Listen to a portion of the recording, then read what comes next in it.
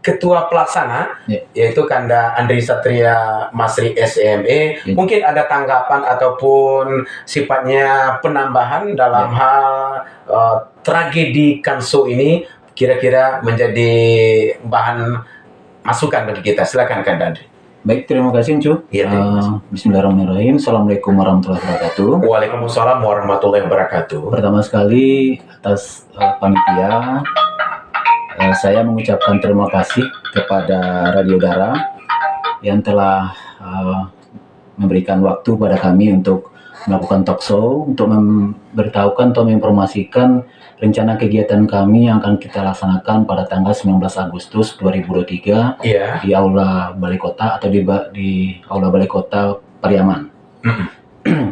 Itu yang pertama. Kemudian yang kedua, kami perlu informasikan bahwa acara Beda Buku ini kita laksanakan atas nama organisasi komunitas Satu Pena Sumbar. Dalam hal ini mungkin ada pertanyaan kenapa kita melakukan Beda Buku ini atas nama Satu Pena Sumbar. Pertama, karena buku yang akan kita bedah ini pada hari ini, pada bulan ini, itu adalah buku atau judul atau topik yang sangat relevan kita angkat, karena bulan Agustus adalah kita kenal sebagai Hari Kemerdekaan Republik Indonesia. Dan ada kisah, cerita, atau peristiwa yang terjadi di situ, ini menjadi sesuatu yang relevan untuk kita ketengahkan kepada publik. Itu yang selanjutnya. Kemudian kenapa kemudian kita ambil judulnya bukunya Pak Armadi Tanjung? Seperti yang disampaikan oleh Pak Armadi Tanjung tadi, bahwa di lini masa media sosial, di percakapan di mana saja, kita selalu sering mendengar, dan saya secara pribadi sangat miris mendengarnya sebenarnya. Dengan suatu kata-kata bangga mengatakan satu-satunya daerah di Indonesia ataupun di dunia yang tidak ada orang Cinanya atau orang Tionghoanya itu adalah Pariaman. Saya pikir satu sisi kita harus satu sisi kita harus melihat dari sisi kemanusiaan. Kalau dari sisi sebuah geografi daerah gitu.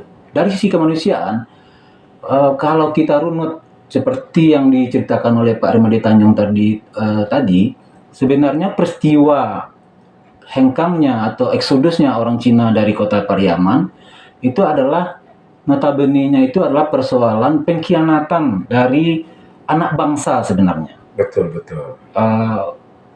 Warga Tionghoa itu kan waktu itu juga adalah salah satu anak bangsa Indonesia yang saat itu baru merdeka, baru berumur bayi. Kemudian ada pengkhianatan. Kebetulan yang berkhianat ini adalah dari etnis Tionghoa. Kalau ada dari etnis, katakanlah etnis orang Keling atau orang Jawa, orang apa segala macam, mungkin pada hari ini tidak begitu viral gitu. Nah, hanya karena etnisitas atau etnis Cina atau Tionghoa ini sedang memang jadi sorotan juga belakangan ini, dan kota Pariaman menjadi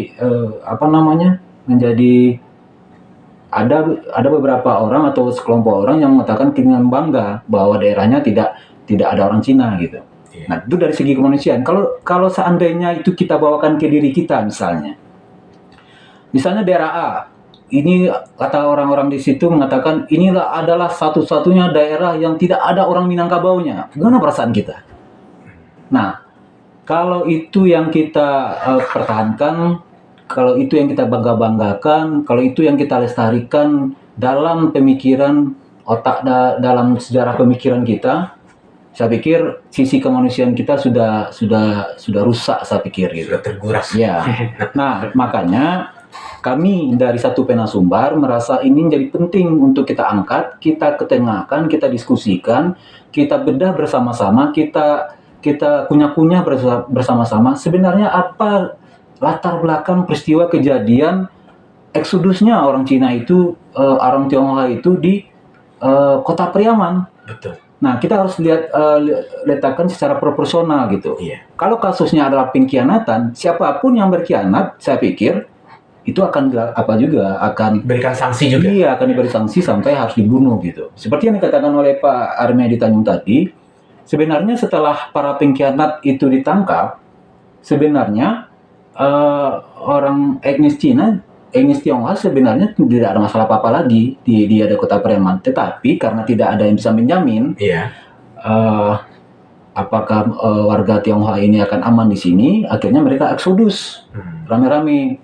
Bahkan sampai hari ini memang kita tidak bisa melihat ada warga Tionghoa yang bermukim di Kota Pariaman. Nah, dengan disusunnya buku ini oleh Pak Armedi Tanjung, saya pikir kita bisa mencoba menjernihkan pemikiran. Karena kita coba baca dari buku yang disusun oleh Pak Armedi Tanjung ini cukup lengkap. Betul.